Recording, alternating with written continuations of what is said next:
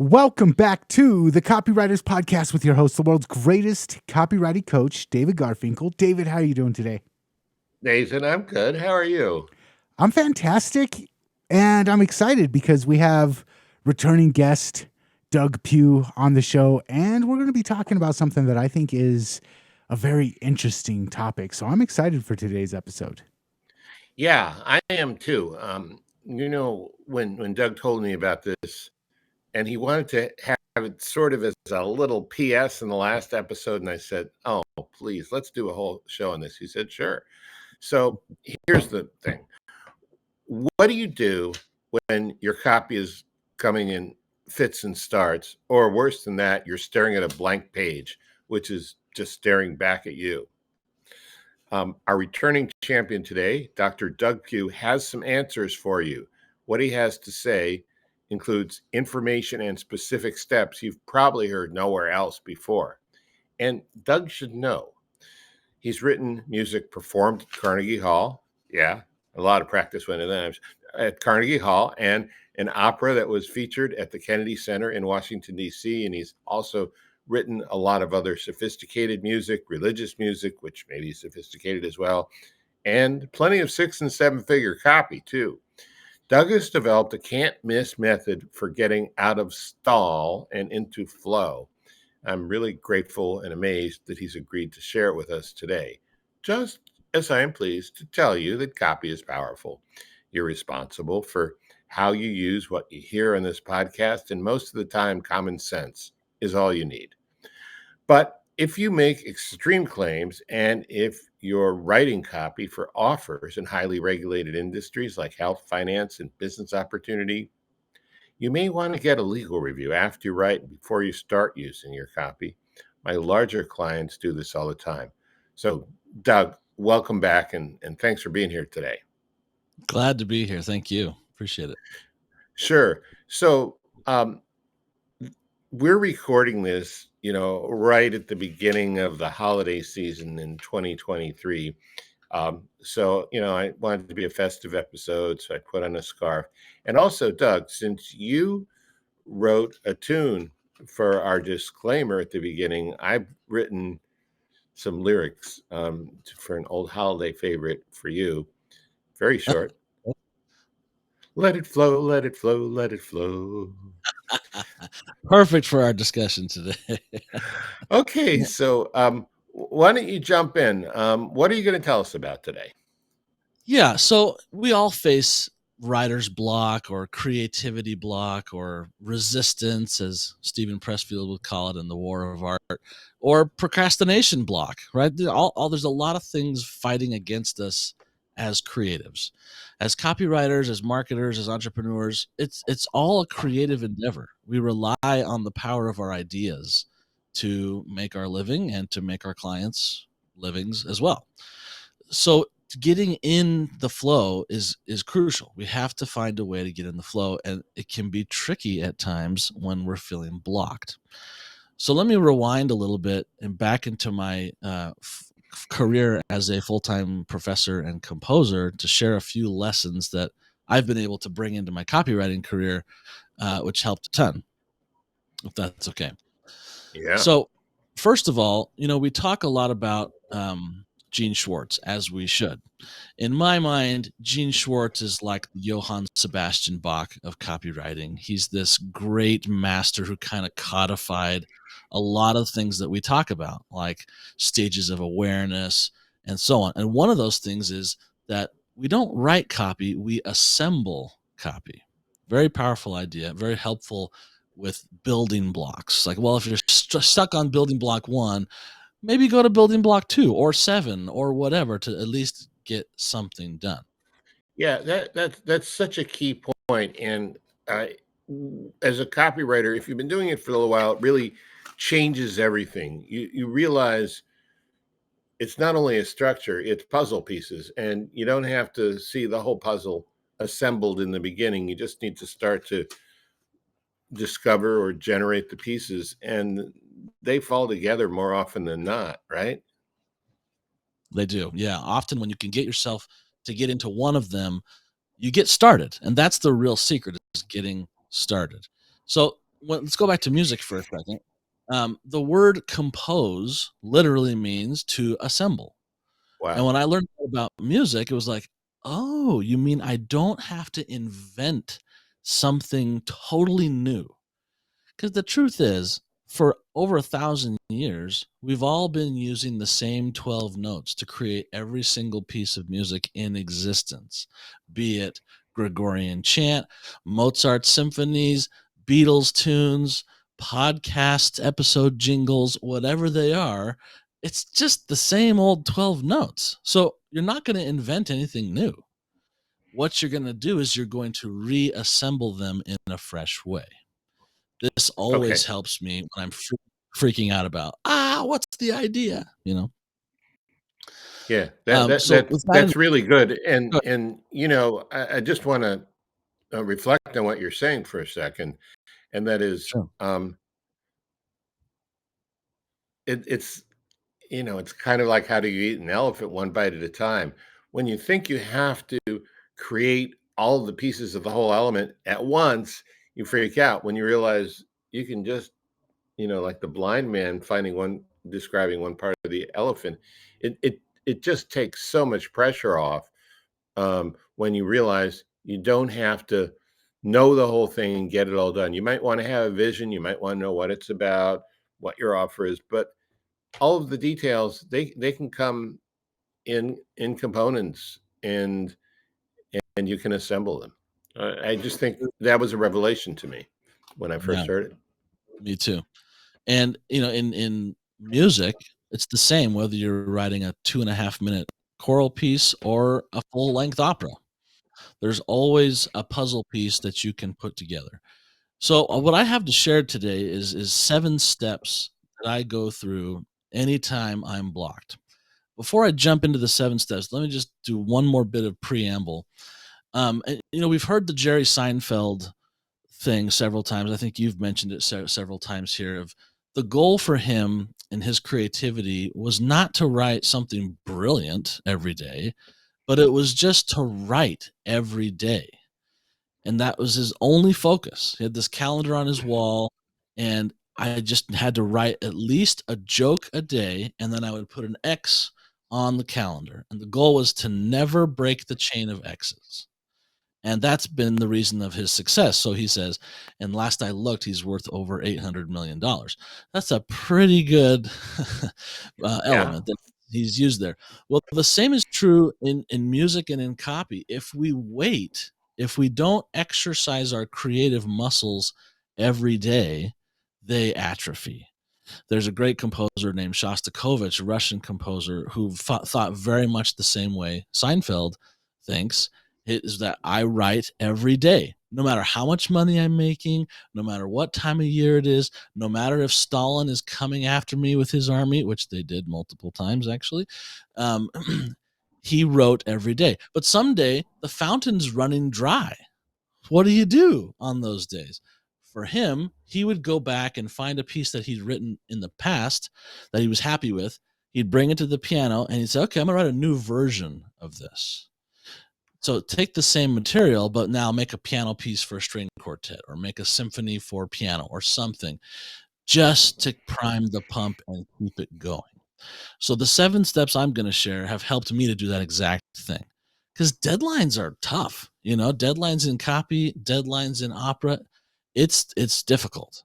When I was So, composing, go yeah, ahead. let me interrupt you. Sorry, but I think you're making such an important point. As creative people, when we have to sit down and create something, it's very often us against an empty universe, and and the fact is, at the most primal form of creation, that might be true, but the reality is it's not so much about generating an entire new idea with all the trimmings right away as getting into motion and Yeah, starting to move the pieces around, whether they're pieces of a brand new idea or pieces of an old idea. Once you get into that motion, things start to happen differently. most definitely. And part of that, there's a bit of personal shaming and guilt that comes when you say to yourself, "Well, I'm a professional, and I can't get anything done. What's the matter with me?" Right? So I think sometimes I've done this. We get into this mindset of, well, Eugene Schwartz says, set your timer for 33 minutes and 33 seconds and do the writing. Or Gary Bencivenga said that he always schedules 3 hours a day to get his writing done. And I used to think, if I'm not actually writing the whole time, I'm failing. That is not true. Sometimes the beginning of that time frame is getting myself into flow. So allow yourself, if you need it, some time to get the muscles going using some of these 7 things that I'm going to share with you, because they work for me they've never failed me, whether in music or in copywriting. So should we jump into the 7 Oh, things? yeah. Now I can't wait to hear them. Let's hear them. Okay. So imagine you got asked to write a big, huge opera and you only had 18 months to do it. And you were going to have 5 different workshops through those 18 months where you had to bring the entire opera each time, and it had to get better and better each time. That's what happened to me. And it was absolutely nerve-wracking because I ended up writing the opera 5 different times. Now, it got better each time, of course, but the deadline, the looming deadlines were so intense, there was no time to waste. I'm sure everybody listening has felt that with a sales letter deadline or an email series deadline or whatever. But you wake up one morning and it's just not happening. What do you do? Well, here's what I do. So I'm going to give a musical example for each of these 7, and then I'll give a correlating copywriting example. Okay. So step number 1, I call deep flow study. So I wake up and the notes are just not coming. The music's not there. So what I do is I pull out a piece of music that I love. Just the other day I did this, and I pulled out Tchaikovsky's The Nutcracker Suite because we're getting to Christmas time. I thought, hey, that's a great piece. I love it. Good tunes. So I crack open the score, I turn on a great recording, and I follow along with exacting detail. And I'm just like in the music, swimming in the notes, following the violins, following the trumpets, in it 100%. That's part 1. It's just getting deep and studying the actual piece of music. So I'll do the same thing with copy. I'll grab, your Abacus letter, your $40 million Abacus letter, or a Eugene Schwartz letter, or whoever, and I'll just read it. I'll kind of walk around, read it out loud, hear the language, think about what it makes me feel, and just study for a while. Just get into that study. Can I make a comment about that? Of course. There was I don't know if they're still around, but there was a very famous language training school where you could learn a foreign language called Berlitz. Mm, And Berlitz was known for the immersion method. And yeah.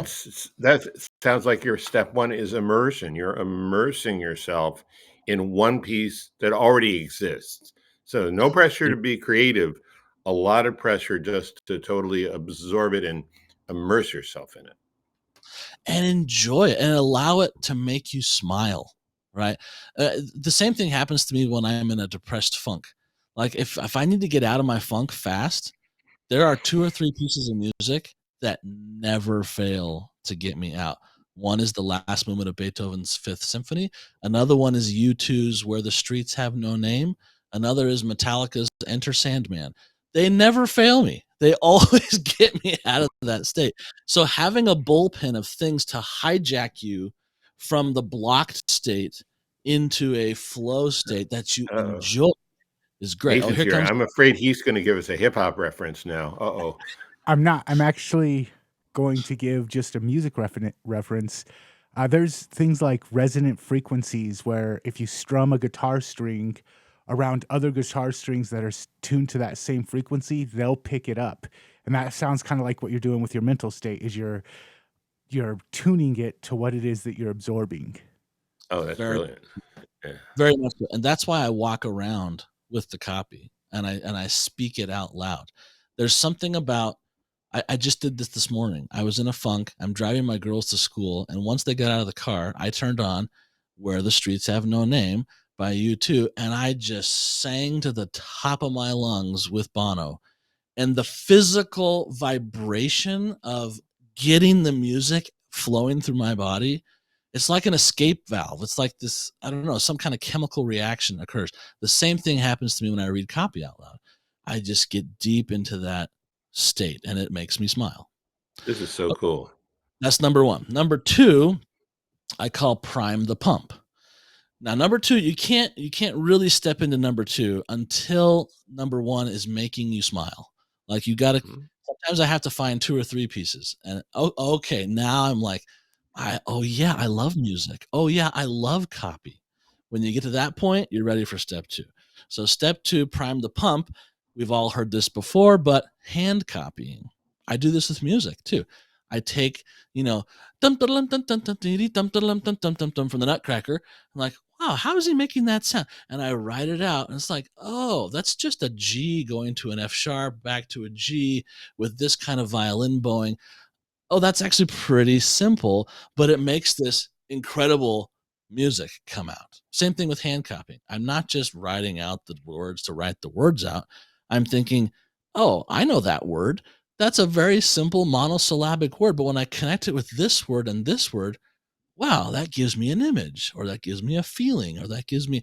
So you prime the pump not just by hand copying, but by the enjoyment of how these things fit together and what it causes in you, like an emotional reaction kind of a thing.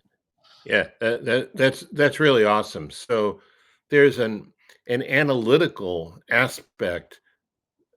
I mean, it's not paralysis by analysis, but it's like, oh, I see what's going on here. It's not just mindless hand copying; it's very conscious hand copying. Very much so. I've done plenty of mindless hand copying. It doesn't do a thing for me. It's like goes in one ear and out the other. But if I take the time to pay attention to how the combinations of things make me feel, makes all the difference. I used to, I still think this way musically, but before I pivoted into copywriting, I was very heavy into writing church music for my Episcopalian and Catholic and Methodist friends. And I was actually composer in residence at an Episcopalian church for 5 years. And I had this dream. I was like, is there a way to put two chords together that by going from this chord to this chord, the congregation has an actual feeling that like the spirit moves them when just by hearing those two chords? Like, is that even possible?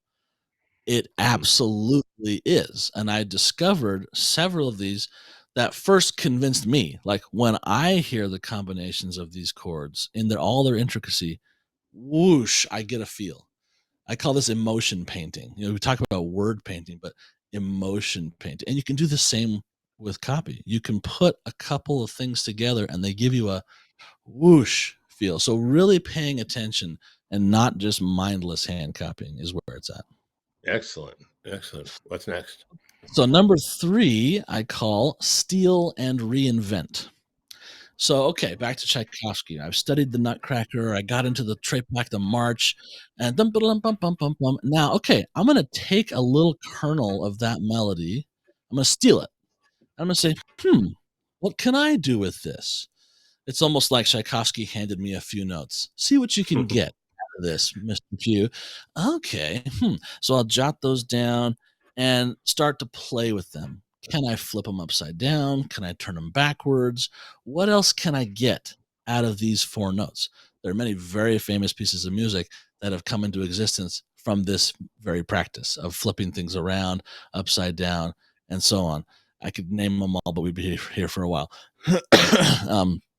But you've heard one of them. If you've ever seen the film Somewhere in Time, there's an incredibly famous melody by Rachmaninoff that he stole from Paganini way back in the early 1800s. He flipped it around, flipped it upside down, put it in a major key, and suddenly you have this incredibly beautiful film score kind of melody.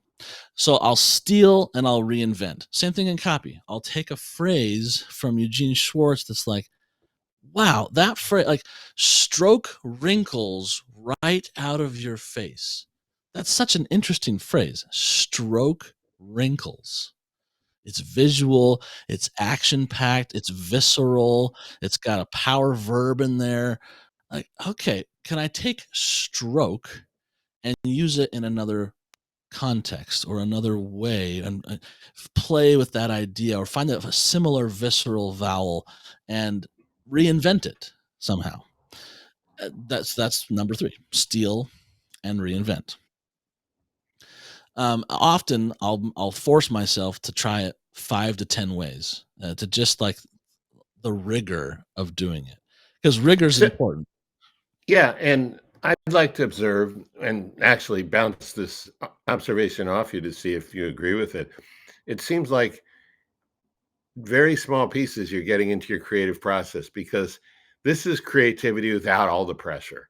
It's Hmm. simply, can I take something and creatively adapt it without having to come up with a particular outcome or a completed product. Just open up that creative space in your mind to repurpose, reframe, rejigger things so that they're different. Absolutely. Yep. That's exactly what we're doing. We're allowing ourselves to just be free. And actually, that's step number 5. We're getting ahead of ourselves a little bit. Step 5 is there's no such thing as wrong. Just allow yourself to leave it and forget it, and it's a throwaway. Maybe there's something good that comes of it, but it's just giving yourself permission to not judge yourself. You're just being rigorous, taking the thing, flipping it, twisting it. How else can I use it? Hmm, Variations. cool. Step number 4 is dive a little deeper. So, but in step 3, we took a little kernel of Tchaikovsky's melody or of Eugene Schwartz's letter, and we flipped it and we twisted it and we did all these things 5 or 10 times. But now we want to take what we did. It's like, okay, I came up with, let's say, 7 different ways of using that little Tchaikovsky 4-note kernel. Now I'm going to pick one of them and say, okay, I'm going to take this one and see if now I can string out a bunch of other music. Like maybe even make a whole melody of 8 bars or 16 measures that came from one of my variations that I stole from Tchaikovsky. It's like, oh, okay. Well, if I do it this way, it creates this expectation. Oh, okay. I can come up with the next bit because I expected this to step after, and then I expected it to leap after. And you just kind of like stretch it. Can I stretch it further? Can I stretch it further until I have something that's relatively convincing? You can do the same with copy. Take that stroke wrinkles out of your face idea and say, well, I'm not writing a wrinkle cream ad, but I'm writing an ad for my client who teaches piano. Okay, what do his people struggle with? They struggle with hand coordination. So is there some kind of way, some verb like stroke that's so visceral and visual that I can help them see that this technique that my client has come up with will help, solve their hand coordination problems. And I'll try to string out a whole thought, a whole sentence, or maybe 2 sentences that come up with the same kind of visceral reaction. So that's the dive deeper step number 4. Cool. That's really interesting. So what I see you're doing is you're systematically building up to the natural state of creativity when, all cylinders are firing, all pistons are moving. I Exactly. love that. I love that. Yeah, and what I love about it is it didn't come from me. I didn't have to invent the thing that got me to this point. I found it from somebody else's stuff that I already love. So it's like it takes the pressure off. I mean, on the other side of my camera here, I have this huge bookshelf full of conductor scores of music from all histories of music. Like there's endless, it's my music swipe file, right? It's an endless musical swipe file of the greatest minds who ever lived in music. And it's this never ending pool of flow starters. That's what your swipe file's for. Your swipe file's not to just, to rip somebody off and plagiarize them. It's to get the juices flowing. So there's no end to how you can get the juices flowing with this method. Yeah. Well, on to number 5, which we already kind of touched. It's not really a step, it's more of a stage. It's like at this point, you got to make sure you tell yourself to not judge what you're writing. It's not about this is right or this is wrong or I'm going to use this or I'm not going to use it. It has nothing to do with that. It's just allowing yourself to be freely creative. My daughter, Catherine, we have 6 kids, and our 5th child, Catherine, she's 6 years old right now. She is this like magic unicorn creative girl. Like she's in the clouds at all times. It's very hard to bring her down to earth to like eat or take a bath or brush her teeth, because she's in the middle of this creation. She's doing coloring or building or something, right? It's very, very creative. And it's so fun to watch her because she does not judge her creativity. It's just like, how far can I take this? And I can add this, and I can add this. Like that's the spirit of this. You need to have a childlike freedom of creativity with no judgment whatsoever. Very important. I just want to jump in real quick. It's that stage where you allow for mistakes, you allow for bad ideas to come, and you say, hey, I'm just going to go with it.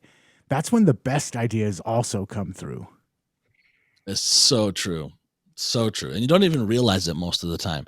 It's usually a couple of days later, I'll come back to the sketches that I've made, and it'd be like, wow, look what I can. That's really good. Was that me? And I almost, kind of forget that you had done it because you're in such it's like a euphoria. You're in sometimes this will happen to me when I meditate.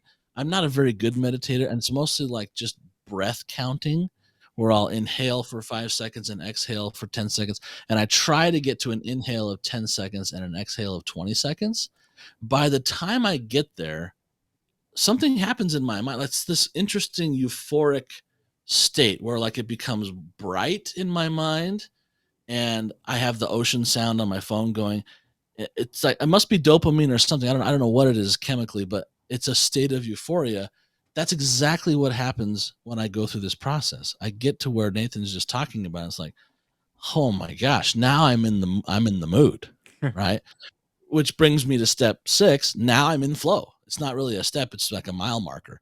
If I've done all this stuff and I've allowed myself the freedom of creativity, I'm there. I'm in flow. And then I go to step 7, which is, okay, now I can step into the main project that I'm supposed to get done. And even if I only have 30 minutes to work on it because I've been working so hard to get into a flow state, those 30 minutes are magical. And I try to not say, oh, I wish I had 3 more hours. No, because that makes me procrastinate more. Say, I have 30 minutes in the flow state. Okay, magic time. Accepting it and saying, what can I do now with this 30 minutes? That every time this works for me. It's kind of magic. That's amazing. I've never heard of a process like this before. I mean, it's detailed, but it's not like busy work or arduous. I mean, it may be hard, it may not be hard. I don't know, but it's wow. Well, I'm kind of babbling. I don't know. It's great. There is kind of the philosophy of force versus flow. And a lot of times as copywriters, if we're worried about a deadline, we're worried about, I got to get this written before and this email out before 10 o'clock this morning, or we get into that force state where we're pushing through. And this whole series of exercises helps us get into that opposite state where, like you said, the magic happens. Yeah, and it's an interesting balance, right? Because we need to respect the deadline. Absolutely. We wouldn't be professionals if we didn't respect the deadline, but we also need to respect the creativity. It's an interesting double-edged sword. And sometimes I think I think it's okay sometimes to put out a piece of copy, like let's say an email, that maybe would get a B plus simply because we dropped this bit of grammar, or we forgot the exclamation point, or maybe we went on a little bit too long on this one sentence because we didn't really have all the time in the world to go back and edit it with a fine-toothed comb. Yet it was good enough because we got enough of the flow state in where we could tap into our customers' emotions and take them through the journey we needed to take them through, even if it wasn't 1,000% perfect. You know what I mean? It's an interesting balance. I don't know how else to describe it. Yeah, no, I get it. That's great. I mean, So much of what makes copy work is the energy underlying it. And I don't know how you measure that or can even describe it objectively, but you can feel it when you're reading it. Yes, it's almost like emotional pacing. There's Mm. this funny thing in opera. When I was writing my opera at the Kennedy Center, I was lucky enough to have a mentor. They assigned me a mentor who's the most performed American opera composer. His name is Jake Hagee. It's like making a film with Steven Spielberg sitting next to you. It was that kind of experience. At first, it was terrifying because every measure he was like, "No, wait, what? Oh man, you started this, but you didn't pay it off." And it was like, "Whoa, wow!" And I just let it all kind of wash over me at first. It was amazing, and luckily we were recording, so I could catch everything and go back and look at it later. Excuse me, but the thing that was the most instructive to me was pacing.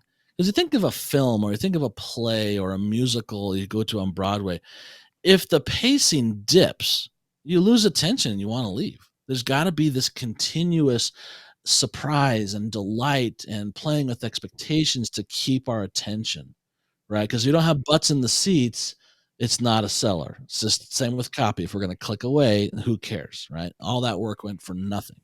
So the pacing of the opera, that changed everything for me, and it made the opera a success. We got 2 nights of standing ovations. Ruth Bader Ginsburg came to my opera, sat right in front of me with her big, huge bodyguards on either side.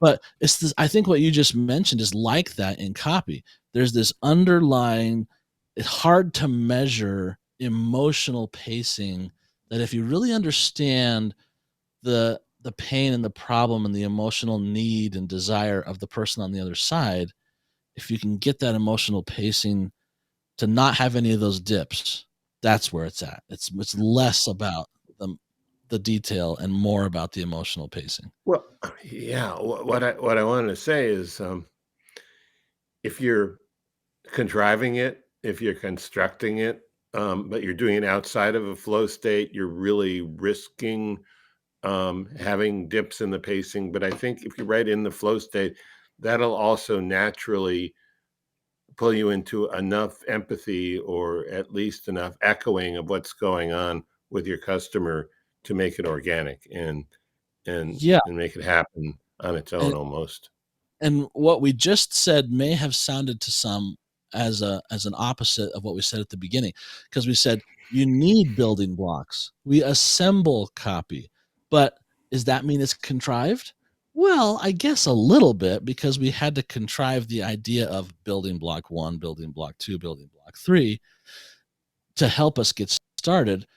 But this is why editing at the end is so important. We get into the flow state for maybe one building block, and then we get into the flow state for another building block. But then we have to zoom way out and do this editing of emotional pacing. But you can't do it in the same kind of flow state as you were in the creativity, which we've Right. talked about in the past before. But going back and reading and feeling and looking for the dips, that kind of editing is really important. Finding It's those really good. paper. There's a book by a gentleman. I can't pronounce his last name. His first name is Mihaly, and it's called Flow. And one of the things that he talks about in the book is finding the sweet spot between when you're doing something that you enjoy, finding the sweet spot between it's too easy and it's too challenging. You don't want it to be Mm, too easy because then you lose interest, and you don't want it to be too challenging because then you get frustrated and you give up. But if you can find that sweet spot where it's just challenging enough to keep you interested, but it's also, man, I can't believe how easy this is coming to me right now. And you talk about movies, when the protagonist of the movie has it too easy, that's a boring movie. But when it's just them getting beat up the whole time, it gets depressing. You don't want to watch it. Same thing with reading copy. If I'm reading copy and it's too difficult for me to read because they're using $10 words and they're using run on sentences, if the copywriter doesn't find that sense of flow, it's hard for the reader to find that sense of flow too. Definitely. And sometimes that doesn't happen until the edit. Because when you're in flow, when I'm in flow, I mean, I'm a former professor. So when I'm in flow, guess what? $10 words come out because that's kind of who I am. And so I just let them. I just let them come. I don't worry about it because I'm in the flow state. And then we go back and we lower the reading level. So don't put the brakes on while you're in flow state. When you get to that euphoric flow state, milk it for all it's worth, and then come back and clean it up. Man, awesome. This was a fantastic episode, Doug. Thank you so much for coming back on, man. My pleasure. Yeah, thank you. It was great. All right. Before we're out of here, if anybody wants to connect with you or maybe continue a conversation with you, what's the best place for people to find you? Yeah, you can check out my website, dougpewcopy.com, or email me at doug@dougpewcopywriting.com. Sweet. And we'll make sure to include that in the show notes. And you can find the show notes for this episode and all of the previous appearances of Doug on the podcast over at copywriterspodcast.com. Anything else before we're out of here, guys? No. Thanks for having me. Okay. Yeah, thank you, Doug. This was an awesome show. I didn't really know. I mean, I'd seen some notes, but I didn't understand what your method was going to be, but it's brilliant. And it's just, it just so much reminds me of the way masters teach martial arts. You start with one move, then you have a second move, then you teach both moves together, then the third move, then all three together. Very incremental, but strategic in how they're organized. I loved it. It's funny because when he was explaining this, I was thinking of capoeira, the martial arts where it's all about flow. And that's the exact same thing that I was thinking earlier, David. Nice. Yeah, interesting. All right. One more plug. DougPew.com. DougPewCopywriting.com. DougPewCopywriting.com. Again, that will be in the show notes over at copywriterspodcast.com. And until next time, we will catch you later. Catch you later. Catch you later.